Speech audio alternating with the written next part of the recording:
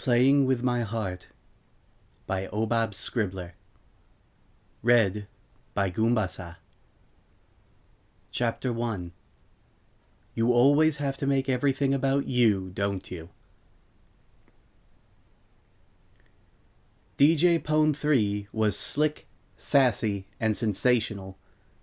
Ponies from all over Equestria regularly competed for tickets to see her, and scalpers could make a month's rent from one night avoiding authorities outside her shows.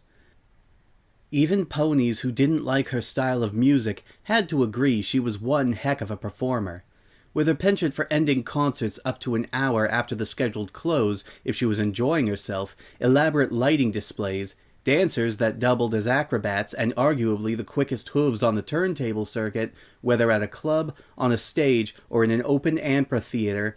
DJ Pone 3 gave one hell of a show. The pony who slammed through the doors of Manhattan General was not slick, unless you counted the rainwater gluing her mane to her skull. She was not sassy, unless you counted the way she sassed the receptionist. She was definitely not sensational, unless you count the tantrum she threw in the middle of the waiting area. She did, however, give one hell of a tantrum. "What do you mean you can't tell me where she is?" "Family only," said the receptionist, a middle-aged mare with hair the color of barbed wire and a mouth to match. She flipped through her notes, though it was clear she wasn't actually reading them. "You're not family." "I'm practically family." "Practically doesn't cut it, ma'am." She said ma'am the way others might say nutcase. "Blood relation, spouse, or adoptee. Are you any of those?" "Well, no, not exactly, but—" "Then step aside, please. You'll have to wait down here for news. Next." Two white hooves planted themselves on her desk. Given that the receptionist was protected by an enchanted, shatter-resistant window with a hole cut in the bottom, the dramatic move was ruined by lack of space to properly slam them down.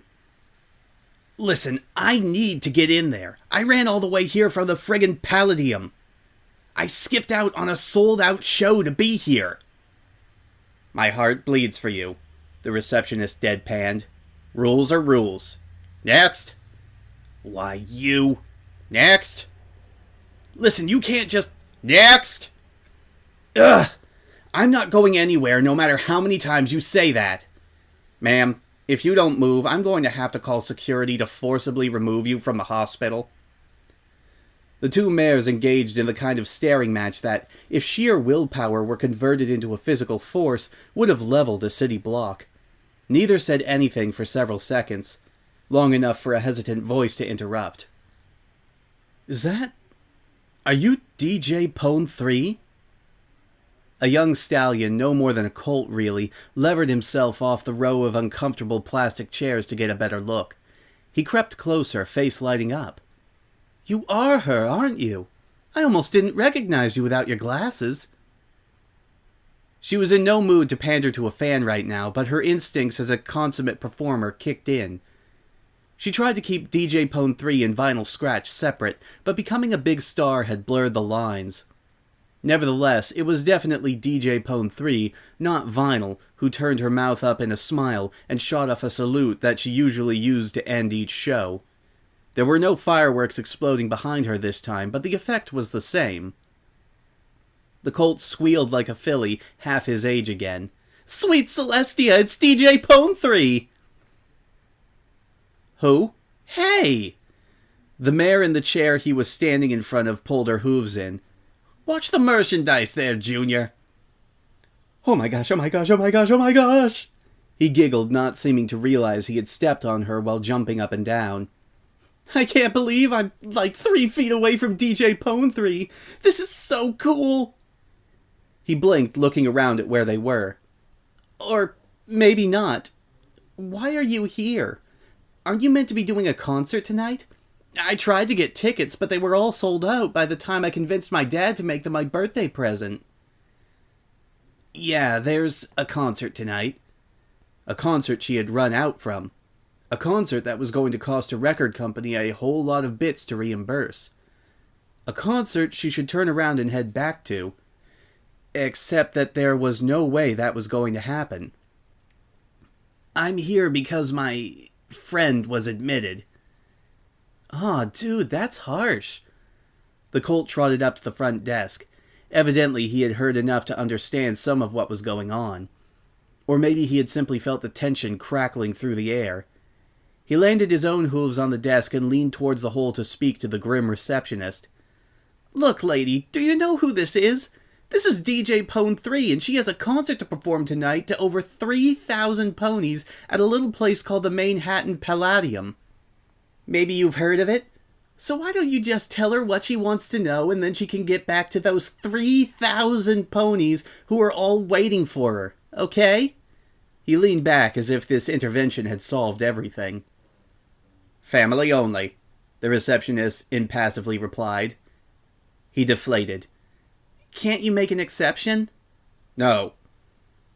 But she doesn't have any family, Vinyl exclaimed in frustration. We grew up together in a friggin' orphanage. Check your records, it'll say so. The receptionist consulted her notes, this time actually reading them. What Vinyl demanded. Is that a good or a bad She rose her hooves. Wait here, please. I need to consult some pony. Yeah, well, you go do that, Vinyl called after her. The riposte was weak and made more so by the door behind the receptionist's desk slamming shut. She sighed harshly and raked her mane off her face. It was bucketing rain outside, and she had galloped several dozen blocks to get here. She must have received some strange looks, but she was beyond caring, her mind awhirl with what Quaver had told her. In the hospital? Why? For how long? Is this why she hadn't been returning any of my calls? I thought she was just mad at me. Where is she? Which hospital? One question at a time, Scratch. Quaver didn't like her. Vinyl knew that. His insistence on not using her full name was a constant reminder. That just made it more significant that he was the one to come and tell her. She wondered absently whether he was still at the Palladium. She couldn't imagine the well-groomed pony dashing into the rain. The colt next to her jiggled from hoof to hoof, Vinyl glancing sidelong at him. Did he need to use the bathroom or something? You okay, kid? Could I have an autograph? He babbled. She sighed. Sure, why not? What do you want me to sign? He scuttled back to his chair, upon which sat a backpack ornamented with swirls of marker pen. She realized after a moment that they were actually lyrics. Moreover, they were all things she had remixed. Off the zipper hung a collection of key rings bearing her image, her logo, and that cartoon version of her from the failed TV show pilot that had aired last year. The kid really was a fan. Most ponies didn't even know of that cartoon's existence. He rummaged in his bag and brought out a CD, which flashed under the halogen strip lights. It was her latest album. He also retrieved the eponymous marker pen, which he presented with a flourish. Who should I make it out to? Vinyl asked. Tone. I mean Dulcet. He flushed. Dulcet Tone. Sorry, I'm just so... My name's Dulcet Tone, he finished in a mumble. She blinked at him. She had left her shades at the concert, which was just as well, since she couldn't see crap in the dark while wearing them. She might have ended up under a carriage or a taxi cart in the street and been whisked here herself as a patient. Then again, if that meant she got past the friggin' desk, it might be worth trying. This is so awesome, Dulcet continued to mumble excitedly. Even though she was signing his CD, he kept jiggling so that no more than 2 hooves were on the floor at once. I'm almost glad my cousin fell out of my treehouse and broke his collarbone. Not that I don't like the dude or anything, but if he hadn't, then I'd be home right now instead of talking to you. I have all your CDs. They're on a special shelf in my bedroom. My mom says it's going to collapse one day, but I refused to put any in the attic when she said so. I got to see you once when you performed at the Hearts and Hooves charity concert. I was right at the back, but I saw you on the big screens, and it was so totally amazing. That's great, kid. It's always cool to meet some pony who likes what I do. Like? Like? I love your music. You made me want to be a musician when I grow up. For a moment, he pouted. My mom made me pick trombone as an extracurricular, though. I don't want to be a dumb trombonist. I want to be a DJ like you. Vinyl smiled tightly. So did hundreds of other ponies, if not thousands. She wondered how many actually realized the amount of work involved to make it in the music business, let alone rise to the top like she had. A band of nausea snapped around her stomach. A thought like that, right now, here, tropical yet terrible. She knew exactly how much you had to sacrifice to get to the top. Before Dulcet could say more, the door behind the empty receptionist chair opened, and the grey mare reappeared, followed by a pony in a white doctor's coat. She looked like she had swallowed the contents of a doggy poop bin in the park. When the doctor unlatched the door into the waiting room and came through to speak to Vinyl, it became clear why. I'm dreadfully sorry, Miss Scratch. My colleague was misinformed about who to allow entry. If you'll accept our sincerest apologies and follow me, I'll escort you from here. About friggin' time. Vinyl finished signing DJ Pone 3 across the front of the CD with a jagged underline and gave it back to Dulcet. Thanks for the assist, kid. I appreciate the effort. Wow. He stared at the autograph like she had used liquid gold instead of ink. So awesome! She stepped after the doctor, but paused, struck by a thought. Hey, kid. His head snapped up. Yeah? Don't knock being a trombonist. All music's cool, yeah?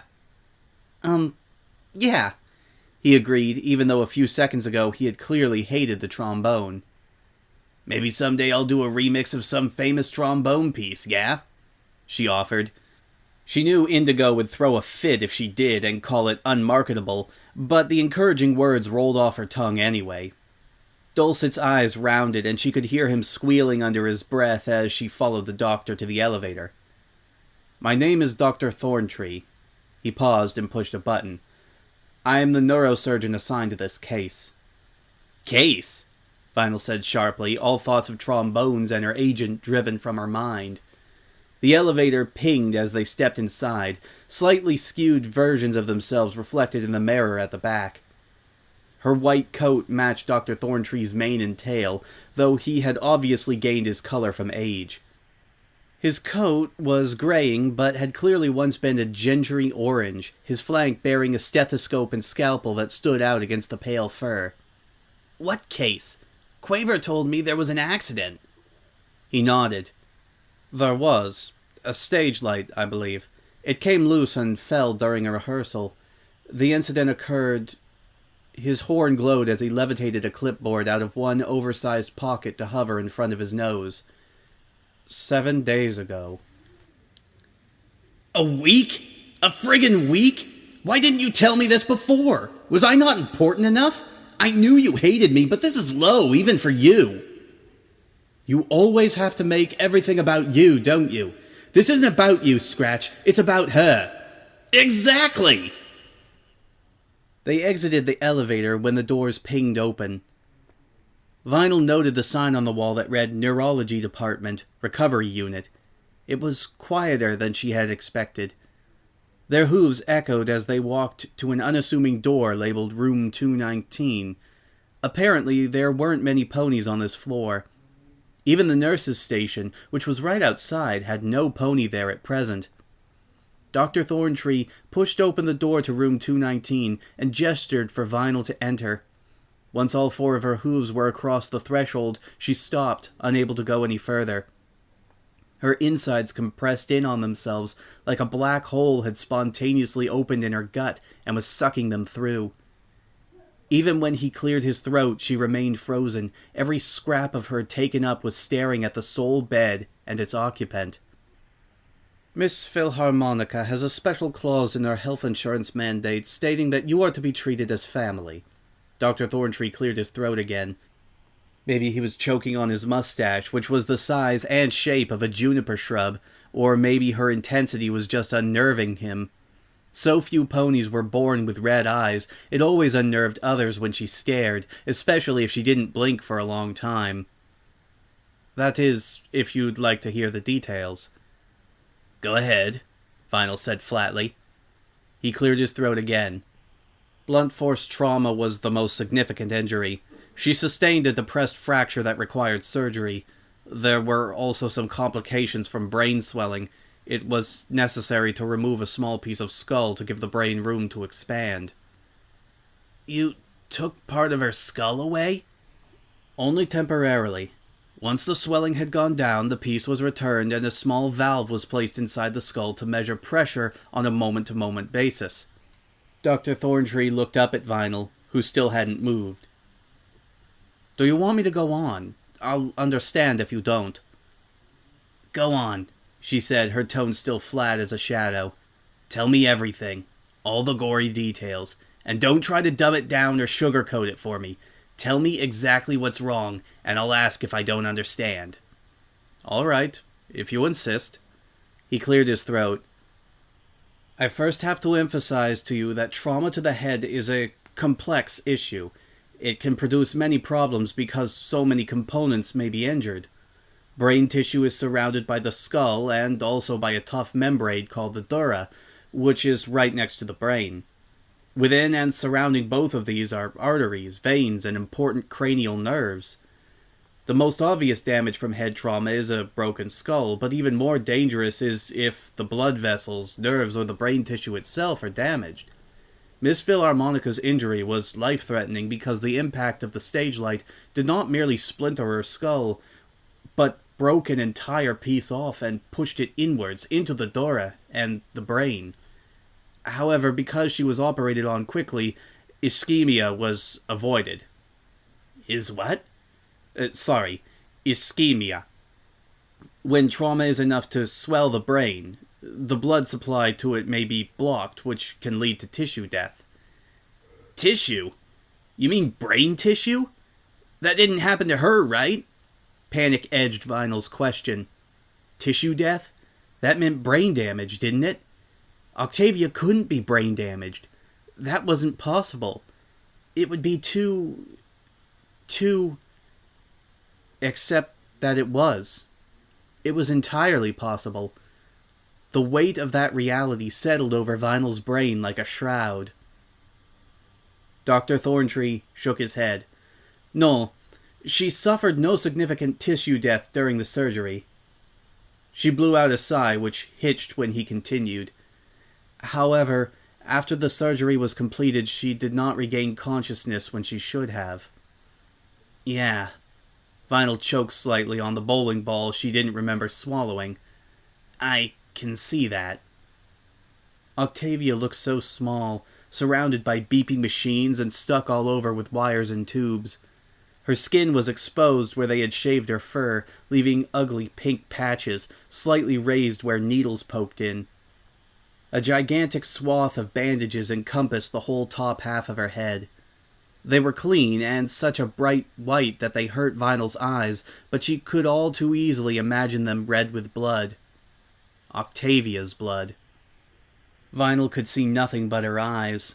The lower half of her face was obscured by a breathing mask that looked like it belonged in some sci-fi movie. Octavia's eyelids were closed, the eyes beneath perfectly still. Vinyl remembered waking more than once and watching her in the pre-dawn light, wondering what she was dreaming about that had her closed eyes moving faster than a caffeinated jackrabbit. There's something called the Glasgow Coma scale, Dr. Thorntree was saying. It is how we assess the severity of patients with head injuries. It runs from 0 to 15 based on various parameters and tests. Things like motor functions, responsiveness to the light, and things like that. 15 is the best prognosis possible, with little to no lasting effects. That usually refers to things like concussions. Less than 8 is the worst prognosis. And what does she score? Vinyl croaked. He hesitated before admitting 3. Vinyl's heart sank. With great effort she asked, What does that mean for her? He hesitated again. How blunt do you wish me to be? I said I wanted all the gory details, didn't I? She snapped acidly. He recoiled a little, but spoke in the same calm manner. He had probably learned to talk that way at doctor school, she thought bitterly. Her score would rise significantly if she recovers consciousness, but there's no guarantee she will after this long. However, that's not to say she won't, and if she does, there's a 25 to 30% chance she would have a reasonable to good long-term outcome. That means she would retain full control of all her brain and bodily functions. However, there's also a 17% chance she would sustain moderate to severe disabilities. Those sound like okay odds. They didn't, not really, but 25% in favor of Octavia waking up and still being Octavia was better than a 17% chance of something else. Dr. Thorntree audibly breathed out, though once again his tone did not change. There's also a 30% chance she will die, or she may remain in a permanent vegetative state, as you see here. The fact that she has not recovered consciousness at all since the surgery is not a good sign. Even a small moment of waking would raise her score, but there has been nothing. To put it in layman's terms, the longer she stays in a coma, the less likely her chances are of a good recovery. He winced. Or, indeed, any recovery. If Vinyl had thought her heart dropped before, now it plummeted through the floor, smashing through all the stories below, and tunneled into the earth, where it found a dark cave and huddled, whimpering to itself. She stopped, unable to think of what to say. Magic! You're a unicorn. Isn't there some sort of magic you could do to help her? You're thinking of metamagic, I suspect. Dr. Thorntree paused, as if thinking how best to phrase himself. Vinyl was suddenly transported back to her school days, the years before Octavia came to her life, when she couldn't give a rat's butt about her grades and spent more time blowing spitwads while the teacher wasn't looking than actually paying attention. Her bravado had only stretched as far as end-of-the-semester exams, where she sat and stared at questions she had no idea how to answer, while her classmates beavered away and left her in their dust. Knowing Dr. Thorntree was putting things into smaller words for her to understand made her feel just as stupid and useless as she had back then. Metamagic is problematic, he said at last. It's a controversial issue. Perhaps you've seen things about it in the news? No? Oh. Well, you see, because the brain is such a complex, thing. He watched for her reaction. Vinyl pulsed with irritation, but motioned for him to go on. Because it's so complex, we don't fully understand how it all works. What we do know is that exposure to magic can cause unpredictable side effects, some of which can be worse than the initial injuries a doctor is working to repair. This is especially true if the magic they use is more than basic telekinesis, or if a patient possesses a great deal of magic. I could, for example, lift and use tools during an operation that requires more delicate work, but no more than that. And even then, I would have to take into account whether a patient is a unicorn, Pegasus, or Earth pony. The more magic a patient has, the less a surgeon can use when operating on them. So what you're telling me, Vinyl said slowly as her brain raced to keep up, is that metamagic is a big bunch of donkey dung. Not at all. Dr. Thorntree looked affronted. It's just not as widely used as some might think. Especially since a high proportion of doctors are unicorns. There are some hospitals that champion its use, but Manhattan General is more circumspect. What I mean by that is, I know what circumspect means, Vinyl bit off. Whatever, just tell me what this means for Octavia. It means that because she is an Earth pony, I was able to use telekinesis during the surgery to ensure the repair work on her skull was completed with an extra delicate touch. However, because I was operating on her brain, I could use no more than that, and would not recommend using any metamagic to supplement her healing process, since no pony can guarantee what sort of side effects it may have. What do you mean by side effects? Ruptured arteries? Memory loss? early onset Alzheimer's, or multiple sclerosis. There are other documented consequences, but those are the most common. Dr. Thorntree put a hoof on Vinyl's shoulder, like he expected her to knock it away. I'm sorry. I know this is a lot to take in all at once. Vinyl wanted to shrug him off, but she didn't have the energy. So, there's nothing you can do to wake her up? Drugs or something like that? Surely there was something. You heard all the time about how medical science was getting better every day, even if metamagic was no use. Other than take care of her physical needs and maintain palliative care, no. Palliative what? We can dull the pain for her if she does wake up. Oh. Vinyl swallowed compulsively, but her mouth was dry as a desert. I should have been here, she croaked. Sooner. I should have been here sooner. I've heard a lot of loved ones say things like that. I'll say to you what I've said to them. You cannot change what is past, and you cannot predict the future. Therefore you must focus on the present. Your friend is alive, Miss Scratch, and the surgery was successful. The swelling in her brain has gone down, and I can see no reason why her skull fracture will not heal cleanly. But she's still in a coma. Yes, but that isn't to say she will remain in one. But you said her glass thingy score is only 3. Again, yes, her GCS score is less than optimal, but that isn't to say her fate is written in stone. You must focus on the positive rather than the negative. Vinyl turned away. Easier said than done. I'm seeing a crapload of negatives and not many positives. The most significant things in life usually are easier said than done. That does not make them any less worthwhile. His words struck home. They entered through Vinyl's ears, but sparked things in her heart that she hadn't allowed herself to feel for a long time. In the farthest recesses of her memory, something stirred. It felt like a box opening. A box she had shoved a great many things into before snapping off the key in the lock. Dr. Thorntree's advice was apparently the mental equivalent to a locksmith. Though Vinyl would usually sit on the box to keep its contents from getting out, now she let it creak open, and a few memories slipped free. Hi there, I'm Scratch.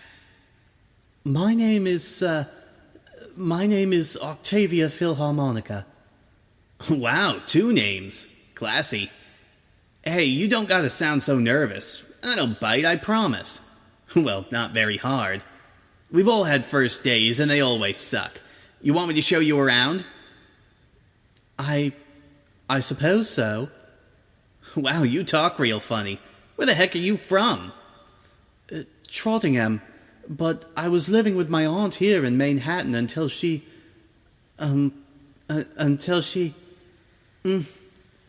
Hey, you don't gotta talk about it if you ain't ready. We've all got stories about how we got here.